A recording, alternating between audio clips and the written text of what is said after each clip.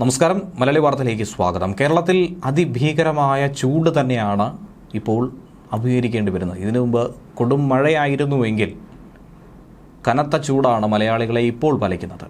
എന്നാൽ ഇതിനിടയിൽ തന്നെ കുറച്ച് ദിവസം തെക്കൻ ജില്ലകളിലടക്കം 1-2 ദിവസം യെല്ലോ അലർട്ട് പ്രഖ്യാപിക്കുകയും ആ ദിവസങ്ങളിൽ നല്ല രീതിയിലുള്ള മഴ ലഭിക്കുകയും ചെയ്തിരുന്നു.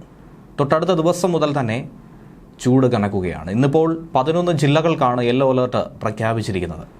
38 ഡിഗ്രി സെൽഷ്യസ് വരെ തീവ്രമായ ചൂട് ക്രമാതീതമായി ഉയരുമെന്നുള്ള സൂചനയും നൽകുന്നു. സംസ്ഥാനത്തെ വിവിധ ജില്ലകളിൽ ഇതിൻ്റെ ഭാഗമായി തന്നെയാണ് അലർട്ട് പ്രഖ്യാപിച്ചിരിക്കുന്നത്.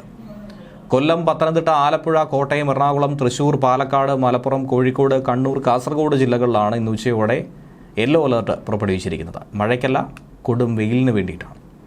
മാർച്ച് 6 മുതൽ മാർച്ച് 8 വരെ തൃശൂർ, പാലക്കാട് ജില്ലകളിൽ ഉയർന്ന താപനില 38 ഡിഗ്രി സെൽഷ്യസ് വരെയും, കൊല്ലം, പത്തനംതിട്ട, കോട്ടയം, എറണാകുളം, കോഴിക്കോട്, കണ്ണൂർ, കാസർഗോഡ് ജില്ലകളിൽ ഉയർന്ന താപനില 37 ഡിഗ്രി സെൽഷ്യസ് വരെയും ഉയരുമെന്നാണ് സൂചന.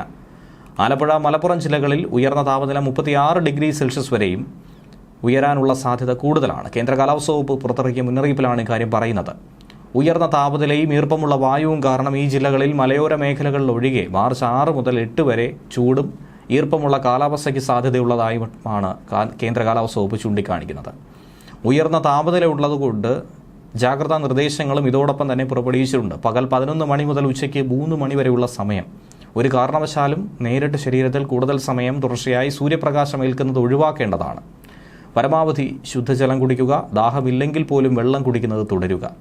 നിർജ്ജലീകരണം ഉണ്ടാക്കുന്ന മദ്യം, കാപ്പി, ചായ, കാർബണേറ്റഡ് ശീതളപാനീയങ്ങൾ തുടങ്ങിയവ പകൽ സമയത്ത് ഒഴിവാക്കുക. അയഞ്ഞ ഇളം നിറത്തിലുള്ള കോട്ടൺ വസ്ത്രങ്ങൾ ധരിക്കണം. പുറത്തിറങ്ങുമ്പോൾ പാദരക്ഷകൾ ധരിക്കുക. കുടയോ തൊപ്പിയോ ഉപയോഗിക്കുന്നത് നല്ലതായിരിക്കും. പഴങ്ങളും പച്ചക്കറികളും ധാരാളമായി കഴിക്കുക. ORS, ലൈനി, സംഭാരം തുടങ്ങിയവയുടെ ഉപയോഗം പ്രോത്സാഹിപ്പിക്കുക. മാർക്കറ്റുകൾ, കെട്ടിടങ്ങൾ, മാലിന്യ ശേഖരണ നിക്ഷേപ കേന്ദ്രങ്ങൾ തുടങ്ങിയ ഇടങ്ങളിൽ തീപിടുത്തങ്ങൾ വർദ്ധിക്കാനും അത് വ്യാപിക്കാനുമുള്ള സാധ്യത കൂടുതലാണ്. ഫയർ ഓഡിറ്റ് നടത്തേണ്ടതും കൃത്യമായ സുരക്ഷാ മുൻകരുതൽ സ്വീകരിക്കുകയും ചെയ്യേണ്ടതാണ്. ഇവയോട് ചേർന്ന് താമസിക്കുന്നവരും സ്ഥാപനങ്ങൾ നടത്തുന്നവരുമൊക്കെ പ്രത്യേകം ജാഗ്രത പാലിക്കണം.